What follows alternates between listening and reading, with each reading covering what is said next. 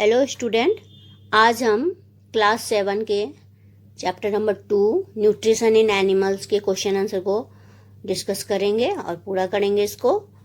Number 1 है fill in the blanks.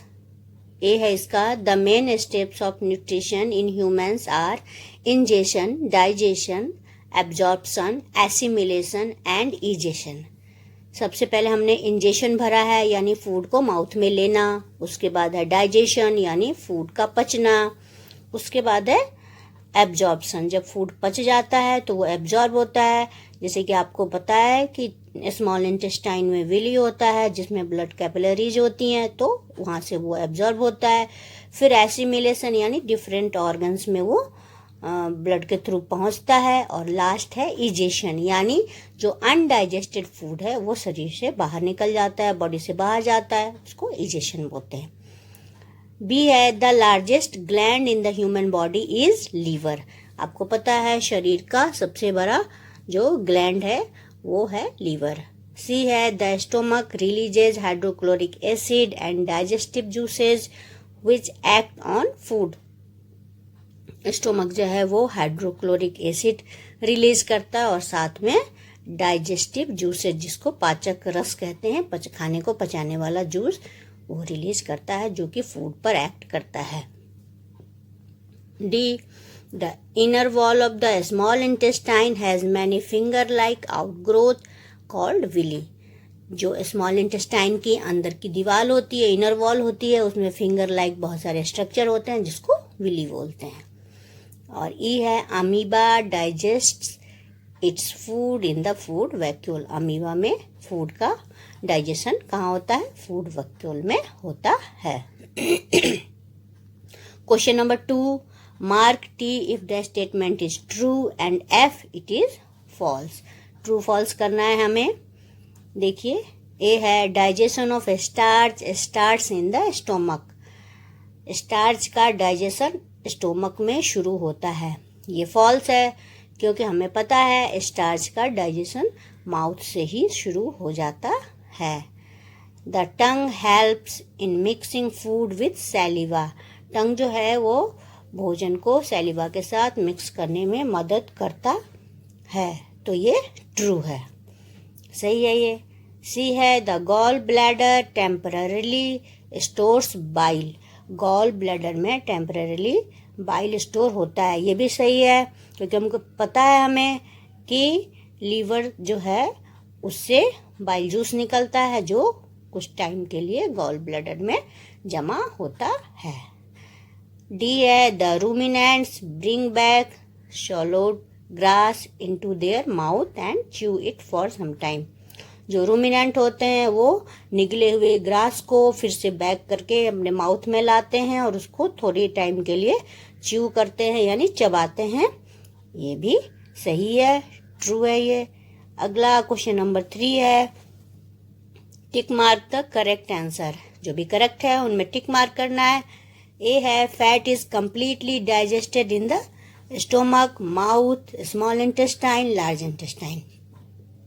तो इसका आंसर आएगा स्मॉल इंटेस्टाइन क्योंकि फैट जो है सारे ही डाइजेशन प्रोसेस जो है वो कंप्लीट कहाँ होता है? स्मॉल इंटेस्टाइन में होता है, इसलिए फैट का भी बिल्कुल कंप्लीटली डाइजेशन जो है वो स्मॉल इंटेस्टाइन में होता है। बी है water from the undigested food is absorb mainly in the stomach, food pipe, small intestine, large intestine. 4 है इसके ऑप्शन, तो लार्ज इंटेस्टाइन होगा क्योंकि जो भी अनडाइजेस्टेड फूड हैं वो सारे लार्ज इंटेस्टाइन में जाते हैं और वहाँ जा कर के वाटर जो है इससे एब्जॉर्ब कर लिया जाता है।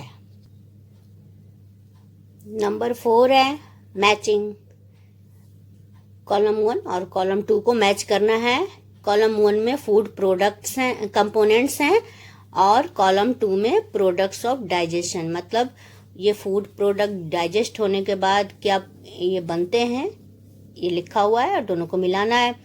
कार्बोहाइड्रेट्स है तो कार्बोहाइड्रेट्स को शुगर से मिलाएंगे क्योंकि कार्बोहाइड्रेट डाइजेशन के बाद शुगर के फॉर्म में आ जाता है। प्रोटीन है, प्रोटीन भी डाइजेस्ट होकर एमिनो एसिड के फॉर्म में आ जाता है, इसलिए प्रोटीन को हमने एमिनो एसिड से मिलाया है।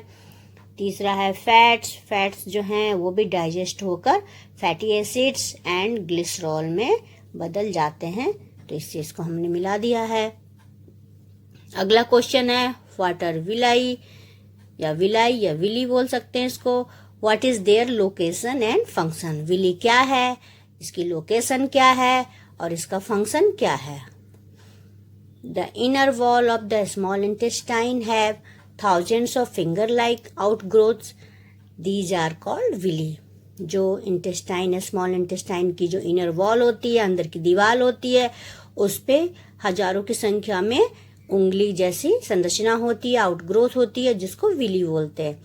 The villi increases the surface area for absorption of the digested food. Villi जो है वो अंदर की जो दीवार है उसकी सरफेस एरिया को बढ़ा देती है, बड़ा कर देती है, जिससे डाइजेस्टेड फूड जो है ज़्यादा से ज़्यादा मात्रा में एब्जॉर्ब किए जा सके बॉडी के द्वारा। अब लोकेशन बताना है। Villi are located in the small intestine. Villi जो है वो स्मॉल इंटेस्टाइन में होता है और इसका फंक्शन भी बताना है।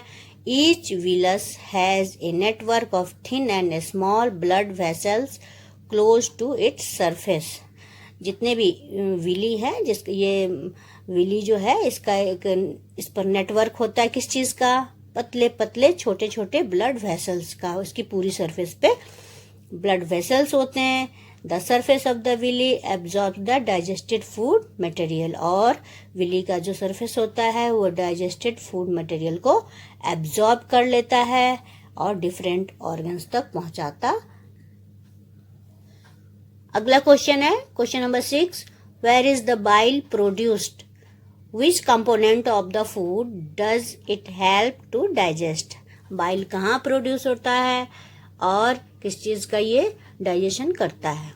Bile is produced by liver. Bile जो है वो लीवर के द्वारा प्रोड्यूस होता है, लीवर में इसका निर्माण होता है। And it is stored in gall bladder. और जैसे कि आपने पीछे के क्वेश्चन में पढ़ा था, ये स्टोर होता है गॉल ब्लैडर में। अब इसका किस कंपोनेंट को डाइजेस्ट करने में मदद करता है, तो it helps in digestion of fat. ये फैट के डाइजेशन में हेल्प करता है। क्वेश्चन नंबर 7 देखेंगे। Name the type of carbohydrate that can be digested by ruminants but not by humans. Give the reason also. अब है कि आपको कार्बोहाइड्रेट का टाइप बताना है जो कि र्यूमेंस तो जिसको डाइजेस्ट कर लेते हैं, लेकिन इंसान या ह्यूमन जिसको नहीं कर सकता, और क्यों नहीं कर सकता इसका रीजन भी बताना है। आंसर शुरू करते हैं। Cellulose is the type of carbohydrate that can be digested by ruminants but not by humans. Cellulose उस तरह का कार्बोहाइड्रेट है जो कि रूमिनेंट्स के द्वारा पचाया जा सकता है, लेकिन ह्यूमन के द्वारा। रूमिनेंट्स यानी जैसे कैटल हो गए, काऊ हो गया, बुफेलो हो गया, ये सारे हो गए ruminant. The grass is rich in cellulose. ये ग्रास खाते हैं जो कि सेलुलोज में रिच होता है, यानी इसमें सेलुलोज काफी सारे होते हैं। In ruminants like cattle, deer etc bacteria present in rumen helps in digestion of cellulose. जो भी रूमिनेंट होते हैं ना, जैसे कि ये कैटल हैं सारे या डियर वगैरह, तो उनके रूमेन में उनके एक तरह की बैक्टीरिया होती है जो कि सेलुलोज के डाइजेशन में मदद करती है। Animals like horse, rabbit etcetera have a large sac-like structure called cecum between the oesophagus and the small intestine. जो भी रूमिनेंट होते हैं, कैटल होते हैं, उनके अंदर एक थैलेनुमा स्ट्रक्चर होता है रूमेन में, जिसको सिकम कहते हैं, जो कि ओइसोफेगस और स्मॉल इंटेस्टाइन के बीच में होता है। जैसे ओइसोफेगस या फूड पाइप होती है ना हमारी, उसके और स्मॉल इंटेस्टाइन के बीच में ये sac like structure होता है। The cellulose of the food is digested here by the action of certain bacteria which are not present in human. और जो भी ये ग्रास या इस तरह की चीजें खाते हैं जिसमें सेलुलोज होता है, तो वो यहाँ पच जाता है, क्योंकि यहाँ एक तरह की बैक्टीरिया पाई जाती है जो इन खाने को पचाने में मदद करती है। और ये बैक्टीरिया ह्यूमंस में नहीं होती है, इसीलिए हम सेलुलोज को नहीं डाइजेस्ट कर सकते हैं। अगला क्वेश्चन है, why do we get instant energy from glucose. हमें ग्लूकोज से इंस्टेंट एनर्जी कैसे मिलती है, क्यों मिलती है? Glucose is the simplest form of carbohydrate. It can be broken down easily to give energy. Hence, when glucose is taken directly, it needs not have to be digested and we get instant energy from it. Glucose जो है वो एक तरह से बहुत ही simple form होता है कार्बोहाइड्रेट का, पचा पचाया जैसे भोजन कहते हैं ना, तो उसका सिंपल फॉर्म होता है ग्लूकोज कार्बोहाइड्रेट का। कार्बोहाइड्रेट अगर हम खाते हैं तो उसको डाइजेस्ट होने में टाइम लगता है, क्योंकि वो कॉम्प्लेक्स फॉर्म में है तो वो टाइम लेगा पचने में। लेकिन ग्लूकोज जो है, जैसे मीठी चीज़ें खाते हैं, चीनी या इसी तरह की चीज़ खाते हैं जो ग्लूकोज के रूप में होती है, तो वो सिंपल फॉर्म में होता है कार्बोहाइड्रेट के, तो वो आसानी से पचता है और इसको ब्रोकन डाउन होने में, टूटने में ज़्यादा टाइम नहीं लगता है। जैसे ये ब्रोक डाउन होकर के एनर्जी देते हैं, तो ये चूँकि सिंपल फॉर्म में है इसीलिए ये तुरंत ही ब्रोकन डाउन हो जाते हैं और एनर्जी देते हैं। इसीलिए जब when glucose is taken directly, जब हम ग्लूकोज को डायरेक्टली लेते हैं तो इसको पचने की ज़रूरत नहीं होती और हमें इससे इंस्टेंट एनर्जी मिल जाती है, तुरंत के तुरंत एनर्जी मिल जाती है। अब क्वेश्चन नंबर 9 है, which part of the digestive canal is involve in. अब डाइजेस्टिव कैनाल के कौन से पार्ट इन कामों में इन्वॉल्व है? नंबर 1 है एब्जॉर्प्शन ऑफ फूड, फूड के एब्जॉर्प्शन में। तो आपको पता है कि ये सारी क्रियाएं जो हैं स्मॉल इंटेस्टाइन में होती है। आपने पहले पढ़ा है कि विली होती है इसके इनर वॉल में, जो फूड को, पचे पचाए भोजन को एब्जॉर्ब करती है, इसलिए हमने लिख दिया स्मॉल इंटेस्टाइन। नंबर 2 है च्यूइंग ऑफ फूड। आपको पता है च्यूइंग ऑफ फूड यानी फूड का चबाना कहाँ होता है? माउथ में होता है, इसको बक्कल कैविटी भी कहते हैं। नंबर C है किलिंग ऑफ बैक्टीरिया, जो खाने के साथ बैक्टीरिया चली जाती हैं माउथ में, या तो उनका जो है HCl जो हाइड्रोक्लोरिक एसिड जो निकलता है वो कहाँ निकलता है? स्टोमक में निकलता है और उससे बैक्टीरिया को किल हो जाती हैं बैक्टीरिया। अगला क्वेश्चन है complete digestion of food. Food का डाइजेशन कहाँ कंप्लीट होता है, कहाँ पूरा हो जाता है? तो होता है स्मॉल इंटेस्टाइन में। 5 है फॉर्मेशन ऑफ फेसेज। जो अनडाइजेस्टेड फूड है वो फेसेज में बदल जाता है, यानी मल में बदल जाता है और शरीर से बाहर जाता है। ये क्रिया कहाँ होती है? लार्ज इंटेस्टाइन में होती है।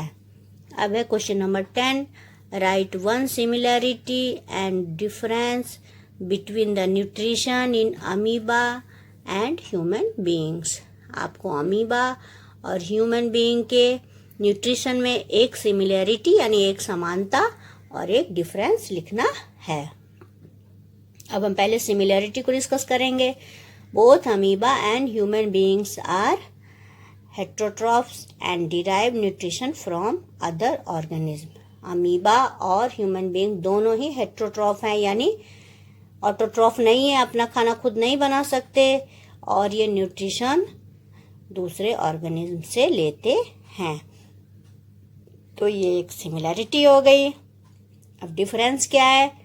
Human beings have a complex digestive system and different nutrients are digested in different regions. जो ह्यूमन बीइंग है उनका डाइजेस्टिव सिस्टम जो है बहुत ही कॉम्प्लेक्स होता है और अलग अलग न्यूट्रिएंट अलग अलग रीजन में डाइजेस्ट होते हैं।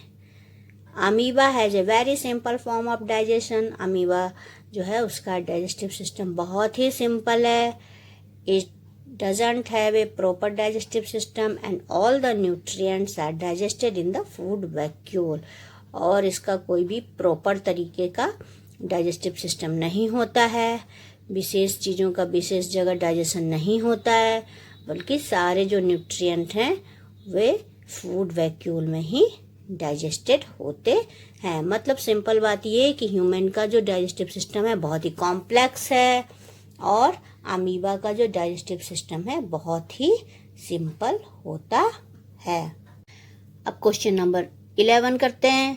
Match the items of column first with suitable items in column second. 2 column बने हुए हैं और इसको मैचिंग करना है। पहला है इसमें देखिए salivary gland, stomach, liver, rectum, small intestine, large intestine.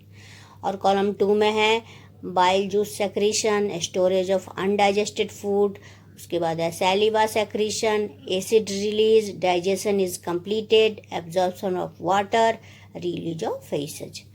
तो सैलिवरी ग्लैंड सबसे पहले है, तो सैलिवरी ग्लैंड को मिलाएंगे हम सैलिवा सेक्रीशन से। सैलिवरी ग्लैंड का काम क्या है? सैलिवा को सेक्रीट करना, ठीक है। बी है स्टोमक। स्टोमक को हम मिलाएंगे एसिड रिलीज से। स्टोमक में आपको पता है हाइड्रोक्लोरिक एसिड रिलीज होता है, इसीलिए हमने स्टोमक को एसिड रिलीज से मिलाया। सी है लीवर।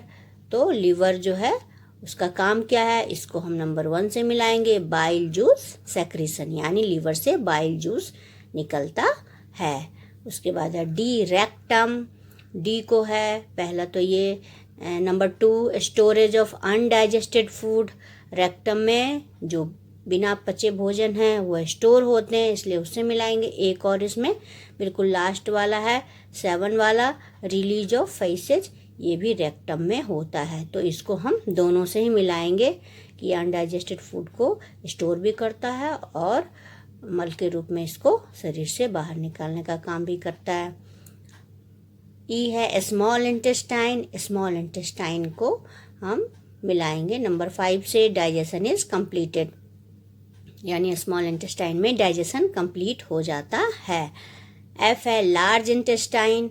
तो एफ को मिलाएंगे हम absorption of water. Large intestine में आपको पता है कि जो भी अनडाइजेस्टेड फूड होते हैं उससे वाटर और साल्ट जो है उसको एब्जॉर्ब कर लिया जाता है। तो इस तरीके से ये हम मिला देंगे। अब है क्वेश्चन नंबर 12 है level figure of the digestive system. जो नीचे एक फिगर दिया हुआ है उसमें डाइजेस्टिव सिस्टम के कुछ पार्ट्स दिखाए गए हैं, उनको लेवल करना है। तो देखिए ये स्टोमक दिख रहा है और ये है आपका गॉल ब्लैडर। गॉल ब्लैडर है ये, और इसके नीचे लीफ लाइफ स्ट्रक्चर जो आपको दिख रही है वो है पेनक्रियाज। पेनक्रियाज देखिए आप लेवल कर लीजिए अपनी कॉपी में। उसके बाद है स्मॉल इंटेस्टाइन। स्मॉल इंटेस्टाइन के बाद है लार्ज इंटेस्टाइन, नीचे की तरफ देखिए, और फिर है रेक्टम, और रेक्टम से नीचे है एनस। इस तरह से अच्छी तरह से देखकर इसको आप लेवल कर लें। अब हम क्वेश्चन नंबर 13 को डिस्कस करेंगे। Can we survive only on raw leafy vegetables और ग्रास? डिस्कस। क्या हम केवल कच्चे पत्तेदार सब्जियों को खाकर या ग्रास को खाकर जिंदा रह सकते हैं? इसको डिस्कस करना है। आंसर होगा no, humans can't survive only on raw leafy vegetables और grass because human beings require fat, carbohydrates, proteins, vitamins and minerals for their survival.